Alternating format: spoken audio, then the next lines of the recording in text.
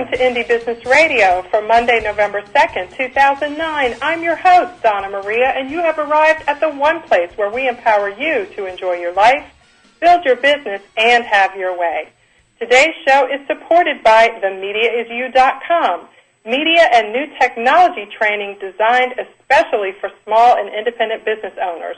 I'm coming to Atlanta, Chicago, New York, and San Francisco to bring you the latest information on how you can be an effective media outlet for your business. Visit www.themediaisyou.com for more information and to register. And speaking of media and new technologies, it's no secret that they're changing the way our customers collect the information they need to make informed purchasing decisions. No longer are they waiting around for traditional media companies to tell them what to do, buy, and think. They are more proactive than ever, and they're seeking what they want and using conversations with their friends to help them do it. What does this mean for us as small business owners? Well, it means that now more than ever we have an opportunity to be part of the conversation in ways that were not possible just a few years ago.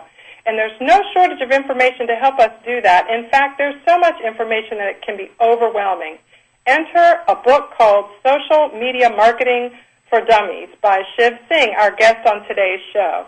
Shiv is a hands-on marketing professional who has worked with some of the globe's largest corporations. He specializes in identifying unique strategies for finding the voices and avenues that resonate most with consumers and using them to help his clients and you on my show promote their message. Welcome to the show, Shiv. Thank you very much. It's great to be here. If you're listening to the show at indiebusinessradio.com, I'm excited to have you. All you need to do to join the live chat is click on the link that says Savor Chat on the homepage, and you can join us on Twitter simply by entering your Twitter username and password. Share your thoughts and questions, and Shiv might be joining us as well, but either way, I'll make sure he gets your questions and answers them right here as we stream our show live. So, Shiv, I always like to share with listeners a bit about the background of our guests and just exactly what makes them an authority on the topic we cover. So could you share a bit about your background and involvement in social media so we have a context for your experiences? Sure, absolutely. So I work for Razorfish. We're one of the largest digital agencies in the country helping, marketers and brands and small business owners basically market and do everything in digital. I've been with the company around 12 years, and in between, a few years ago, I took a year off and did grad research at the London School of Economics in social network theory. So I bring both a combination of a lot of theory, and I promise not to bore you to death with that on this show, but I bring the theory as well as the practice of working with marketers and small business CEOs practically every day in social media, and I've been involved in the space certainly well before it got the fancy name and all the buzz that it's getting now. Well, and speaking of that, it almost seems like, and of course we know this isn't true, and you do, of course, because of the depth of your experience, but it almost seems like this word social media or social networking just seemed to just come from out of nowhere. And even though that's not true, Shiv, what it seems like to many small business owners is that that's exactly what happened. We're rolling along, we're getting our products together, making sure everything works right and, looks good and has correct packaging and labeled properly in accordance with whatever the federal regulations are, and our products and services are great and our website looks wonderful, and then all of a sudden we're ready to launch. And I have talked with people who suddenly go, what Twitter, what do I need to do? So help us understand if we're very small business owners, you call it, you mentioned in your book, social influence, which seems to me sort of to be a core of the book. Can you tell us what that is and how that can help us embrace this quickly, as we certainly must do as small business owners? Yeah, sure, absolutely. And yes, firstly, it's funny how the phrase social media is slapped onto a lot of things, and in some cases where it doesn't even belong. So when I think about everything that's happening, I think it's very important to go back to the core philosophies, which really is that whenever we as regular people make purchasing decisions, we're influenced by other people around us. If I'm to go out and buy, a notebook or a book, I'm going to be asking a lot of my friends, what book should I read next? Where should I buy it? And that type of behavior has always existed since the beginning of time. We ask our friends, we ask our peers, we ask people who we consider to be authorities advice as we align with brands or purchasing decisions, or even if it's something as straightforward as what restaurant should I try this weekend. Mm-hmm. That's always happened. What social media does, and it's important to look at it through this lens, is it really just allows all of those conversations to happen online on the internet. So that same kind of advice, that same kind of sort of review and guidance that we give to each other in the real world, we're increasingly giving to each other online. We are, in other words, socially influencing each other. What makes it interesting for small businesses and why it matters so much and why it's getting so much hype is because now when your small business is being promoted by a brand advocate or by someone telling someone else, go try this product, you can actually listen in on that conversation. And you can actually say, oh, thank you for recommending me. I'd like to let me know if I can help you or whatever it may be. And that's why this whole space is so special. So the key thing to keep in mind is social media fundamentally is about people sharing information, sharing their own media, which can be conversations, opinions, photographs, video clips, short sentences, less than 140 characters, whatever it may be. Mm-hmm. Social influence marketing is when we are watching customers influence each other, and as brands and as small business owners, we're actually saying, okay, this influence is taking place. Maybe I can amplify it so that other people see that recommendation as well. Or maybe I can encourage my customers who like my product to talk about it more for me. So in one sense, one could say it's something as simple as taking word-of-mouth marketing online, but on all these new different social platforms like Twitter or Facebook or whatever it may be. So when we think about social media, is one of the first things that's helpful to do for people starting out is to just not even use that terminology at all when they're just trying to embrace the concept? You couldn't have said it better, because I actually start a lot of my meetings with my clients by saying, let's try to go through an hour without talking about Facebook or Twitter or YouTube. Let's put them to the side for a moment, because we need to first understand how your customers are talking to each other, how they're influencing each other, and who is influencing, and then later talk about where that influence is taking place. Because the truth is, sure, Facebook is huge today, but in a few years from now it may not be. Twitter in the last month, its huge growth rate has slowed down. Before this generation of social platforms, some of you may remember we had things like GeoCities and 6degrees.com, and before that the Well, and the discussion boards, and all of these things have come and gone, and they come again. So the concepts are most important to start with. So when we're planning our businesses, is it fair to say that all businesses, and I guess small businesses in particular, Shiv, because we're the ones who have to do everything ourselves, we have to become more knowledgeable about human behavior than ever before. Not that we didn't have to before. Obviously, to sell something, you have to understand the behavior of the people you're trying to sell it to. But because there is such an opportunity to reach so many more people with a specific message, is it fair to say that it all really starts with understanding, obviously, the product or service you're offering and the mindset of the people that are most likely to buy it? Yeah, I think that's really fair to say, because, what's easy to forget, and this is sort of a cautionary note, is that customers and all of us, when we sort of wear the hats as just, consumers, we have far too much social media in our lives. I think, we all face a certain amount of anxiety in terms of keeping up with our friends, keeping up with our networks, going on to the social platforms, talking to each other. We have pretty much very full online lives. So as a small business, as you're trying to engage with your customers, on the social platforms and talk their language and learn about them, it's important to first start with the recognition that, your customers, just like you, are very busy people.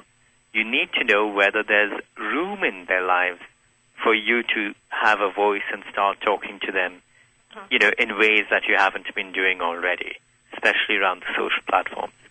The second thing I would say that's really important to consider is that you need to think in terms of how social can be used to help all of your business. And I think that's where, as small businesses, you're at a big advantage. When I work with big companies, they're so siloed, they're trying to do so many different things, but in different departments, that they end up confusing their customers. For you, what you can do is, because, you're running the show, you can both be providing service through social media, but by providing really good service, that is helping you market your brand as well. So you have a lot more interesting opportunities. That's a really interesting way to think about it, that we do really have an advantage as small business owners that we've really never had before. Absolutely. And, and one could arguably say is that the social media phenomena and social influence marketing is targeted or more beneficial to small businesses than it is to large ones. Because all of a sudden you can do a lot more with a lot less. Your customer service can be driven through social media. Your marketing can be driven through it. Social media is fundamentally about real people talking to each other. Big brands, and I don't want to be mean to them, but they struggle with talking to customers as real people in a consumer-friendly fashion. Because you're a small business, because you're the face of your own brand, you can do so with more authenticity and credibility than them as well.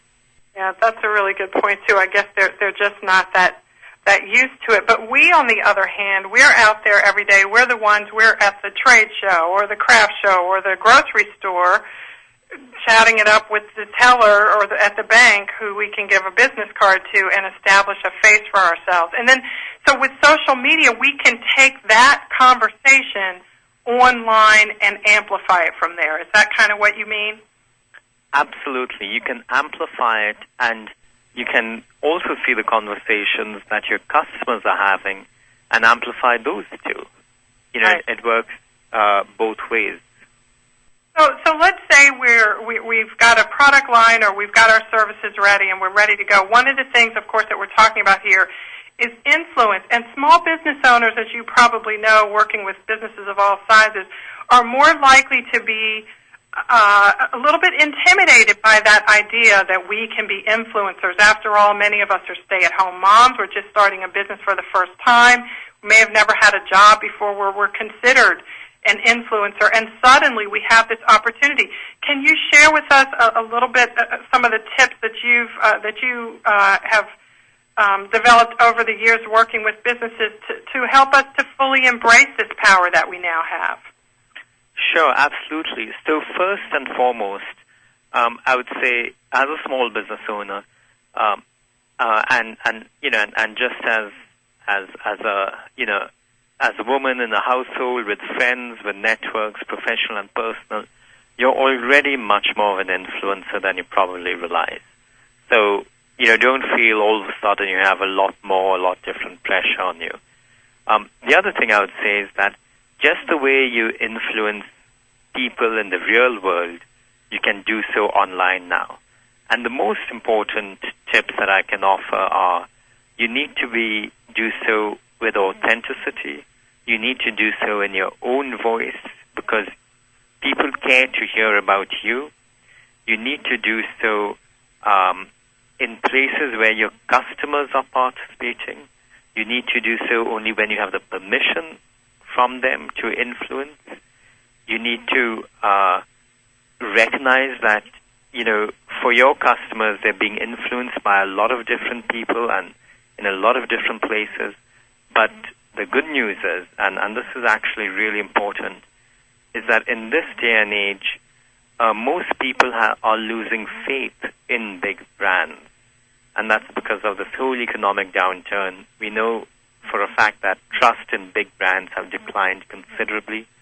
People want to hear and learn from other people like them. So the more transparent you are, the more real you are, the more you'd be able to influence. And because of these sort of macroeconomic factors, your customers probably want to hear more from you as a small brand. Right. And if, just to add something more to that, Donna, the fact that, you may be working from home is definitely not a disadvantage. If anything, I would say it gives you an advantage because you come across as more authentic. A good example is if you look at the blog Mommycast. It's a video blog by two suburban mothers, and it's a hugely successful business. And basically, it's a blog about being a mother and advising on parenthood. So it's information and advice, and that's the whole business. And it gets something like 400,000 views, each month. It gets sponsorship from some of the biggest brands on the web, and people really gravitate to it for advice. And so it's a mini media property in a sense. Mini media property. I love the sound of that. We're talking today with Shiv Singh, author of Social Media Marketing for Dummies. He's sharing some of his best tips and insights for creating social influence with respect to our brands on the Internet.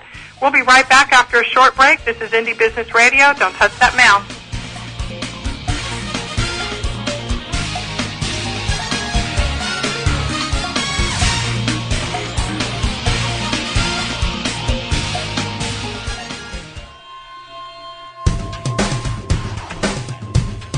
Why is everyone listening to GlobalTalkRadio.com? Because it's the future of talk radio. Every day, more and more people are finding Internet radio as not just an alternative media, but as a replacement to traditional AM and FM broadcast stations. Internet radio offers a wider variety of programs, convenient on-demand listening that meets your schedule, and fewer commercial interruptions. And GlobalTalkRadio.com is already leading the way by matching this content with a highly targeted Internet audience. GlobalTalkRadio.com offers its listeners one of the widest programming varieties on the Internet, from business and finance to self-improvement, paranormal, health, literature, romance, politics, and more. There are also opportunities for prospective hosts who would like to host their own weekly or one-time talk shows. Want to learn more? Check us out at www.globaltalkradio.com and see the future of talk radio today.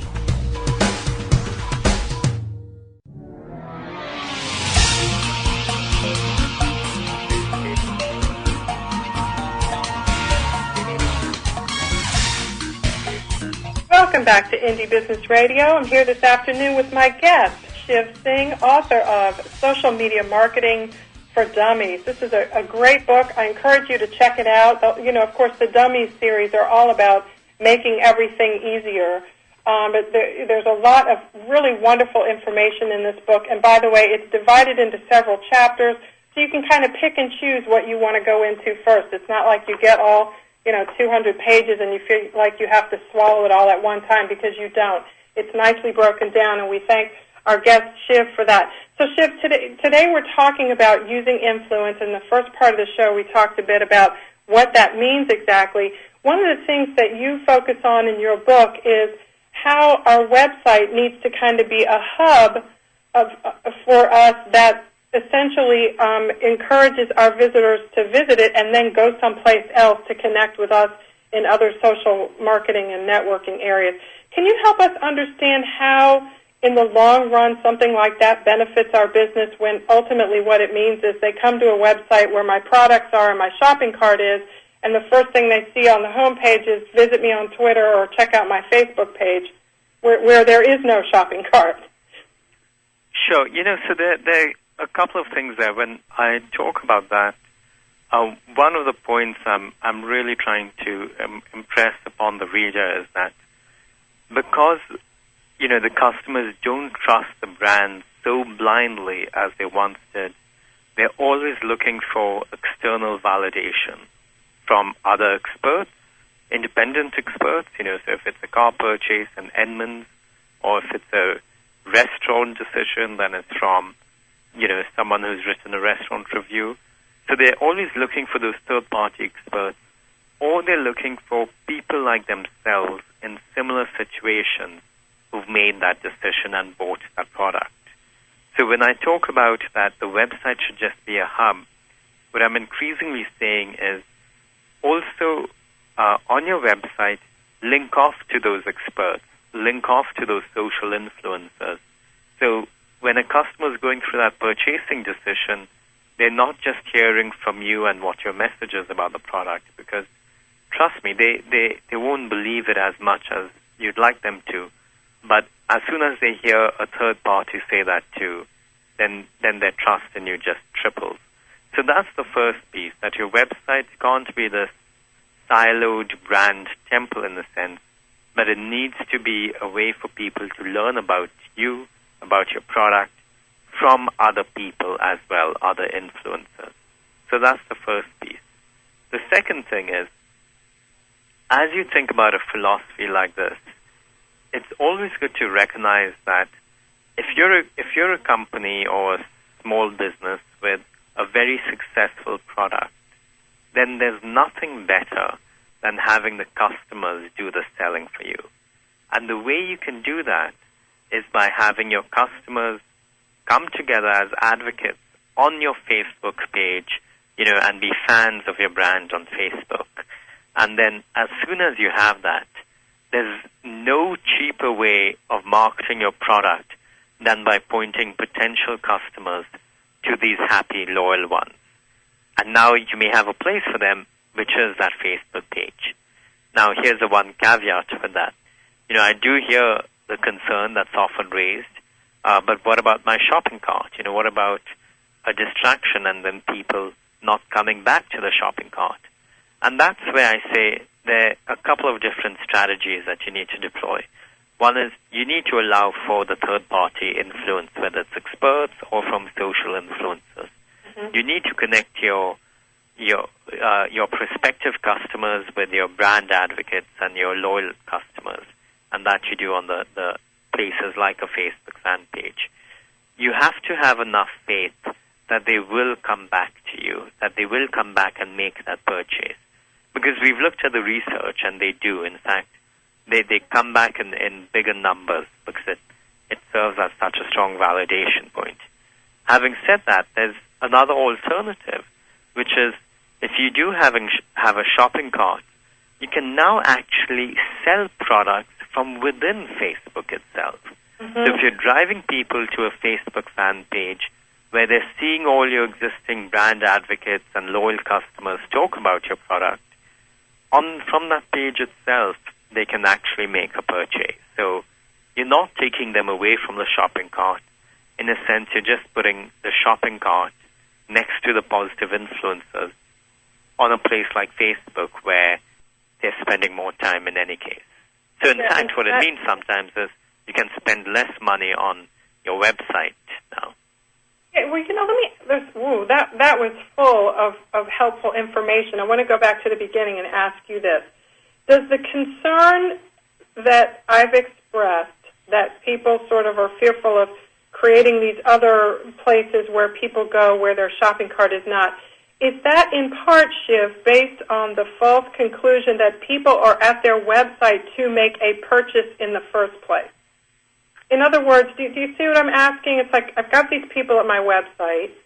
I guess maybe 10 years ago they might have been coming with their credit card in their hand because somebody said, go buy your, shoes here, and you find what you want and you buy it. But today, there's a different assumption, right? Is that people aren't coming to a website necessarily to buy anything. They're coming to see what's going on and what's happening. Yes, no, that's I think a very fair assumption to make, that people don't think of websites as just e-commerce platforms, and in fact, arguably, they look, if it's a retail type product, they look towards an Amazon or an eBay where, as a small business, you can set up your own storefront as sort of the transaction places. With a website, they want to connect with you as a small business owner, you as a brand. They want to learn about the product, and they want external validation. So that's exactly why you need to look at a more inclusive strategy that brings in those influencers. And so now more than ever, we don't have to rely. I mean, a traditional website is one way to have a presence on the web, but unlike just a few years ago, it's not necessarily, depending on what your business is, one of your most valuable website presences, right?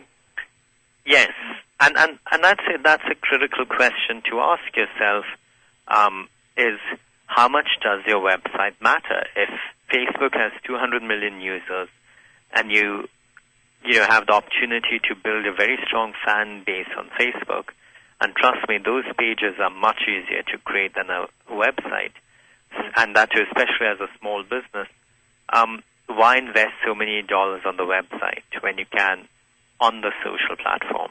Good questions. We've got a lot of good questions coming into the chat room here. Let's go back to the first one, Shiv, which was asked by Heather McCoy at Natural Grace. Heather, thank you for your question. Shiv, she wants some suggestions from you on how to beef up the participation at her Facebook page. Doesn't sound like there's a problem with actually having people there, but how do we get them to talk? Yes, so that's always a good question, and I would say the first place to start is you need to be giving them good reasons to talk, and you need to be incentivizing them. So a good example of that is if you have a lot of loyal fans on your Facebook page and you're thinking about improving your product or improving your service, you ask them what it should do next. That's a good way to engage them. You run a little competition, which is, the best idea gets, I don't know, just a random thought, a free copy of the book, Social Media Marketing for Dummies. You incentivize them in different ways. Right, right. Okay, so it's not only about phoning up some free products. You can get conversations going by creating ways for them to make suggestions and offer their thoughts. Absolutely. And I would say is you give them reasons to talk to each other as well. At the end of the day, customers who are buying your product typically have the same opportunities and the same challenges as other customers. So you can create a forum for them to learn from each other, and then all of a sudden your Facebook page has a lot more meaning. One thing I would say, so that's sort of on the more strategic end. On the practical end, it's important to know how to start those conversations, how to be real about them, and how to know when, what are the right sort of passion triggers. And just to give you a random statistic here, we know for a fact, based on a lot of research, that the best time to introduce something on Facebook is, ironically, at 11 a.m. on a Tuesday morning. I know this might sound absurd, but if you're writing something or publishing something to your Facebook fan page, 11 a.m. Tuesday morning is the time you'll get the greatest response. Would that be New York time or California time? Is it geographic specific? It's actually New York time. This was done, research across the states, but the time was East Coast time. Well, now that's a really good tip, everybody. So tomorrow morning, how timely can you be? Thank you, Shiv. At 11 o'clock Eastern, you've got a little less than 24 hours to think of what Shiv called a passion trigger, a way to help your Facebook fans learn from each other, get them chatting. Why don't we give it a try and see what happens? I think that's a great suggestion. And Shiv, that's one of the things that can be so mind-boggling about this is that it's about conversations, it's about people, and those cannot be controlled, and that's a good thing. But it also means that it's kind of hard to follow what works and what doesn't work because there are so many variables. Yes, that's true. And that's where, the space is young. All of a sudden you're learning new things about your customers, and you have to sort of take your cues from the community. And then there's also sort of the reality to be comfortable with is that for some types of product purchases, like certain low consideration ones, your customers may not want to hear from you. And you need to think about really carefully how you can be a part of their lives and matter to them. And then the social platforms and social media is one way to help them in their lives. But your product, if it's, I don't know, if it's a toothpaste, for example, I don't want to talk to my toothpaste manufacturer, and I'm never going to want to. And so sometimes you just have to know that reality. So that 11 o'clock is a really good way to test it. But even if that doesn't work for us, right, it's not that it won't work. It may be a different time that our particular fans are on Facebook or talking about what we want to share with them. Exactly. And Shiv, does this also point out the importance of being consistent? I know because so many people that I work with, and maybe you as well, and small businesses, we're on a budget, so we may engage the services of somebody for a couple of hours to help us out. And Shiv, if it doesn't work, then, and fairly quickly, we feel like we may have wasted our money. How much does consistency and doing this for a period of time fit into the success of outreach like this? Yeah, and that's where social media marketing is a lot harder than we realize, because you truly have to think of it less as a campaign, less as a test, and more as a commitment. It's sort of like if you have a 1-800 customer service number, if you don't get any calls in the first hour, it doesn't mean you turn them off and say, we don't need customer service. You still keep those phones, and that phone line open. And the same thing applies with social. If you are planning to make the step to engage with your customers more directly and do so on the platforms where they're socializing and crowdsource some of your thinking, you have to be ready to make the long-term investment in terms of your time and effort and cultivate and nurture that community and that social group. Good points. And at its core, Shiv, isn't it true that that's really what business success is all about anyway, is being in there for the long term and being committed to serving your customers?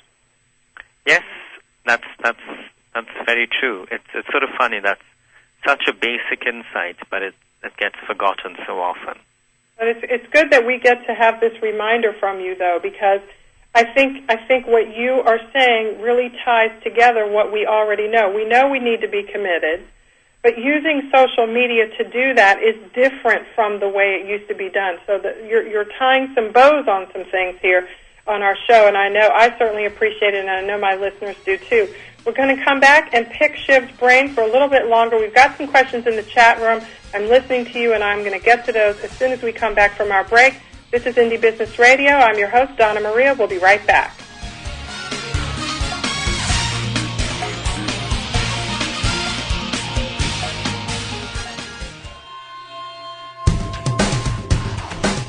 Want to stay on top of what's new in the radio industry? Sign up for a free subscription to the Future of Talk Radio, available exclusively to listeners of globaltalkradio.com, and find out what's new in the world of online radio.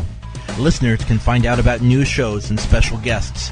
People with something special to offer can find out how to become a guest and how to prepare for an interview. And prospective hosts will find a valuable resource for everything from planning the new program to selecting topics and guests, recouping expenses by selling advertising, and more. Sign up today for your free subscription to the Future of Talk Radio by visiting www.globaltalkradio.com and learn about the future of talk radio today.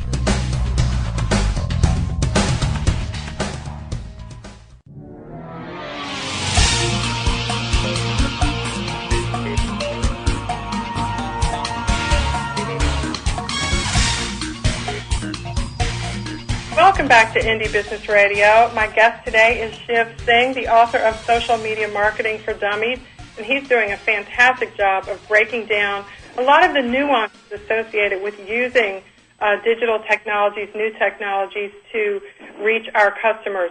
And Shiv, we've got a couple of other questions here in the chat room, or actually a comment from Yatende Rodriguez, who picked up on your comment about using websites other than a traditional e-commerce site to sell products, and she says she uses ArtFire, which you may have heard of. They have a Facebook kiosk interface that allows people to sell their products on Facebook through ArtFire. I guess it's on ArtFire through Facebook. I'm not sure which. Have you heard of that and other services available like that? I'm not familiar with ArtFire specifically, but every day I hear of new services that do that or something similar. In fact, and I know this is a large company, 1-800-FLOWERS, but they did something very cool, which is, and I can track down the name of the company, but they used a small company to help them set up an e-commerce site on their Facebook fan page. Mm-hmm. And so, that's the exciting thing about this space too, is that there are a lot of new startups or small companies that make it really easy for a small business to manage their whole experience on a social platform, and it sort of just gets cheaper and cheaper every day to do. Oh, such good news for us. Alyssa Middleton at Vintage Body Spa has a question for you, Shiv. She says, picking up on your comment about testimonials from before our break, how do testimonials from customers play into the conversation? Is it better to have them on a website, or do the number of Facebook fans and comments from them lead to, quote-unquote, help a customer make a decision to purchase? So that's a great question. What I would say is that customer reviews and ratings is sort of the new language for retail online. You can't have a website without having reviews and ratings. In fact, I think by the middle of next year, we'll be at a point where if a customer sees that your website doesn't have ratings and reviews, they're going to think there must be something wrong with your product that you're trying to hide. So ratings and reviews are golden. When it comes to Facebook, number of fans and the amount of interaction and the amount of conversations, that helps you less, I would say, at the point of purchase and more at the awareness and the consideration. Mm-hmm. I sort of don't see these as mutually exclusive from one another. Good. And to give you a sense of that, if you're at a dinner party, you're talking about food that you like, and the conversation naturally evolves into favorite restaurants and then into a specific restaurant recommendation. Mm-hmm. That's all in the flow of a single conversation. Right. All of that can happen very naturally on Facebook. So I'd see them working well together. And in fact, there are a couple of small companies that help you implement ratings and reviews on your Facebook fan page right next to your fans and right next to all the conversations and the soft engagement things that you're doing with them.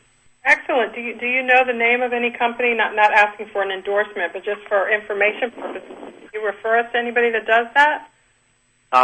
I would need to send you the names because I'm always a little nervous about recommending someone I shouldn't. But I'd say, one vendor that helps is a vendor called Alvenda, Alvenda. Alvenda. Okay, that's great. And, of course, we can always Google and do our own research. But that's a good point because, when I go to Facebook pages, if there's nothing there, then I look at how many people are there because I'm like, well, am I going to join? Is it worth it to join? But if there's commentary in that status update area, in that middle content area, I don't really care how many people are there. I want to see what those people have to say about this product or this service that I'm thinking about becoming a fan of. Yeah, no, absolutely. And that's where it's another way to reach your customer. This weekend, my daughter turned 8, and somebody gave her a Webkins. The Webkins, the little stuffed animals, and little kids get them for Christmas or birthdays or whatever, and they go on the Internet and enter their code, and then they can, put their little Webkins animal in an online environment, sort of like, I guess, Second Life for kids, sort of. And I was watching her do this, one of my daughter's first interactions on the Internet, which could become sort of social in nature for her. So, of course, I was watching it really closely. So she logged in, she put in her passcode, she clicked around a little bit, and then she clicked on the help because she didn't know what she was doing. And immediately after that, I don't know what question or answer she read, and she looked at me and she said, okay, where do I go to meet other people? Yeah. And, this was with no indication about what Webkinz was all about. She may have heard about it from her friends. But I thought that was a light bulb went off in my head, because that in an 8-year-old's mind, even in her mind, with very little Internet experience, and I've shielded her from it, for obvious reasons, she went on, she immediately, it wasn't like, let me make my dog look good, let me decorate the room. It was, where are the people? I want to go see them now. Yeah, and in that sense, the web has truly evolved from, first one could say arguably it was very much driven by an encyclopedia metaphor or a library metaphor, to then one where everyone thought that it's a shopping cart or a shopping mall, to now where it's truly a social environment, social and entertainment. And the companies, big or small, that succeed are the ones who understand that we use the web to connect with each other. Right, connecting with people. I mean, her eyes just lit up. And, of course, as a mom with a young girl on the Internet, I was like, wait, stop. Not really, but, we do have to be careful. So let me ask you this. Let's talk for a little bit, and we don't have much time left, about mobile technologies, because we all know that, everybody with a BlackBerry or an iPhone, can buy stuff and do everything on the Internet. How can we as small business owners begin to take advantage of having a presence inside these mobile phones and PDAs that our customers are using? Because a lot of times I serve small and independent business owners who sell health, beauty, and lifestyle products. A lot of those items are sold on impulse. So how can we take advantage of being in their mobile devices at the moment when they may want to purchase something? So, it's funny with mobile. I joke that every year I do these digital trends presentations, and I say that mobile is about to break out and be really big, and then a year passes, and I'm, writing that presentation again, and again I'm saying that mobile is about to break out, and it sort of never does. The funny thing is that I think this time it finally has. And the reason why it has and why mobile is more special and worth thinking about is because of the explosive growth of the smartphones. Mm-hmm. And that's really the iPhones and the BlackBerries. Because they're so popular, and because, for example, with iPhone you now have 90,000 applications available, and some of them are really specific, we're using our phones a lot more than just as phones. The other thing that's very interesting about them is that these phones are increasingly location aware. What that means is, my phone knows exactly where I'm standing, and based on where I'm standing, it can say, here's a coupon for, Walmart that's across the street from you, or here's a special discount at Ben & Jerry's that's around the corner from you. Mm-hmm. So it's doing a lot more because of that. The other thing, which is even more interesting, is it can tell me, hey, Shiv, guess what? Your wife is on the next block, and she's about to walk into JCPenney. Do you want to join her there? Right. So that's why mobile technology is getting a lot more exciting, because it truly lets us be connected socially to each other in real time with a tie-in towards a retail outlet or to a place. Mm-hmm. Okay. So what I see happening in the next year is, both for big companies as well as small businesses, there'll be networks that you can join so that your small company or your brand or whatever it may be is included in those real-time updates for a customer, depending on where he or she is standing.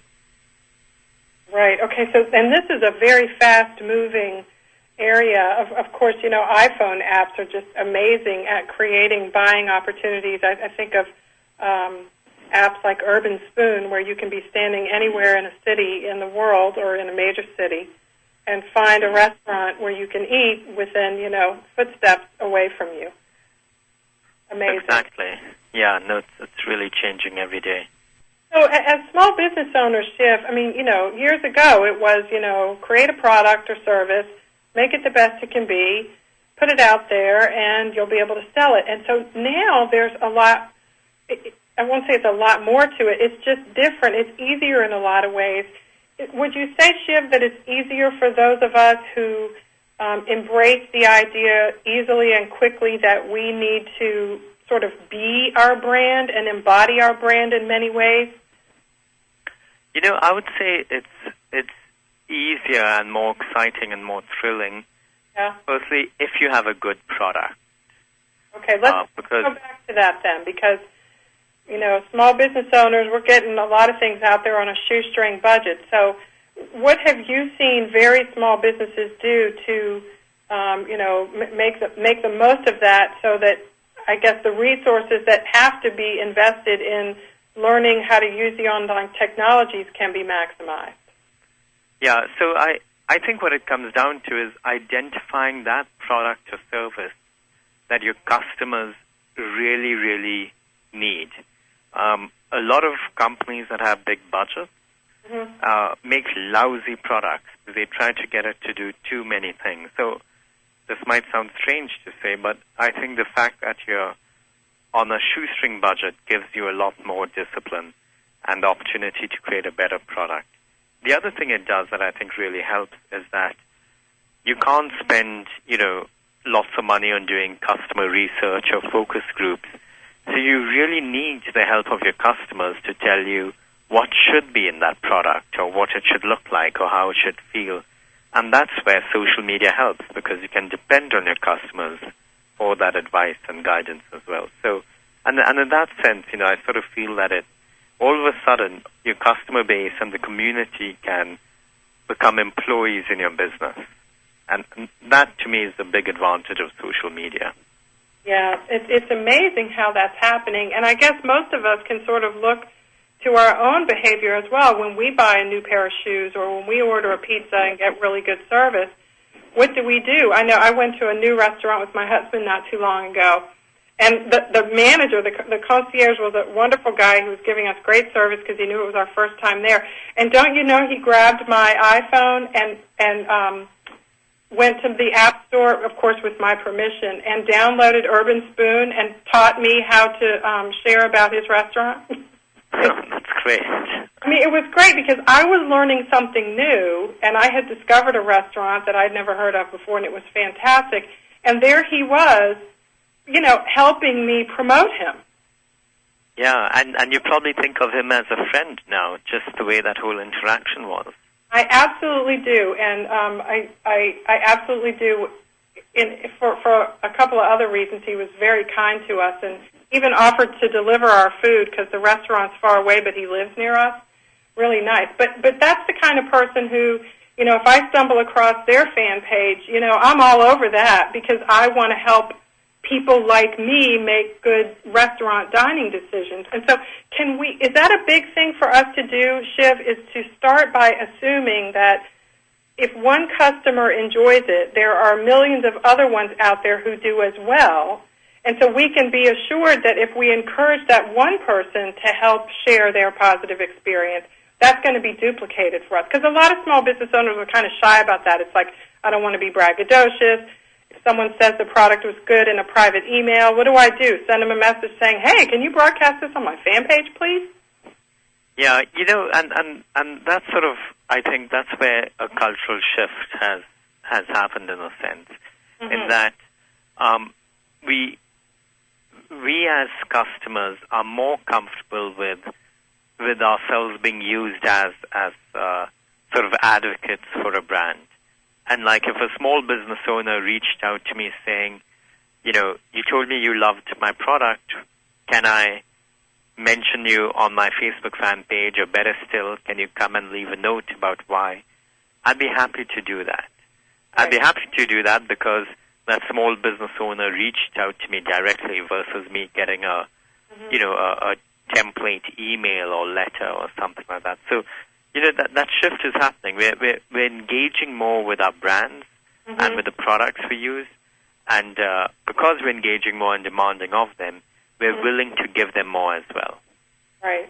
Excellent points. Very good. So we can just use these different digital tools to continue the conversation, choosing the ones that work best for us. And as Shiv has shared such wonderful insight and information, and I love what you said, Shiv, about thinking of it as less of a campaign and a bunch of testing than it really is just a commitment to reach people who love our products and can help us tell other people about how they have benefited them. And that's really what business is all about. So, Shiv, this is fantastic. I want you guys to check out Social Media Marketing for Dummies by our guest, Shiv Singh.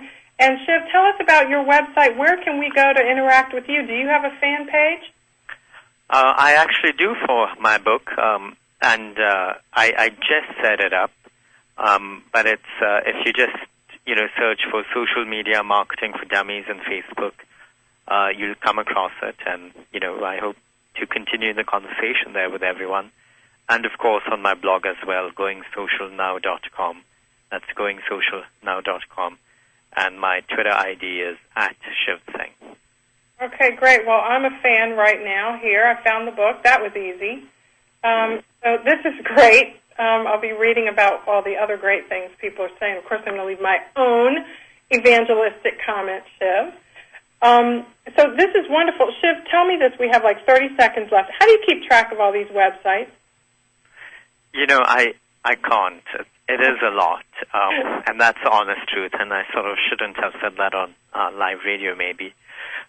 But what I'm really lucky to have is I work with a lot of really smart people, and they keep filling me in, and I keep sharing what I learn with them. And so I basically keep pace by using the community to help me, and I make sure I give back enough in return so that it's a fair relationship.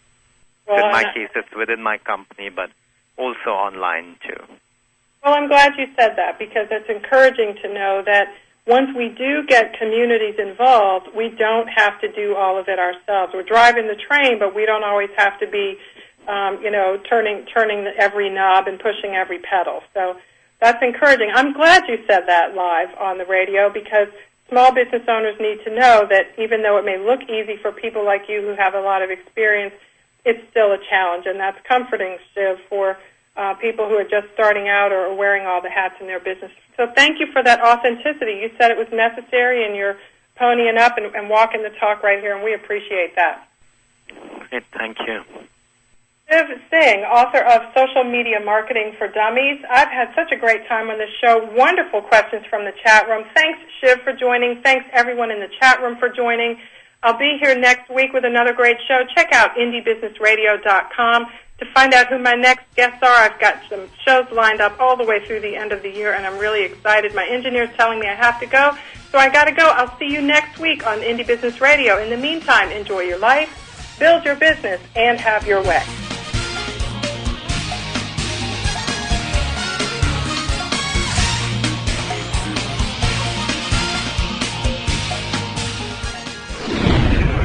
You're listening to GlobalTalkRadio.com.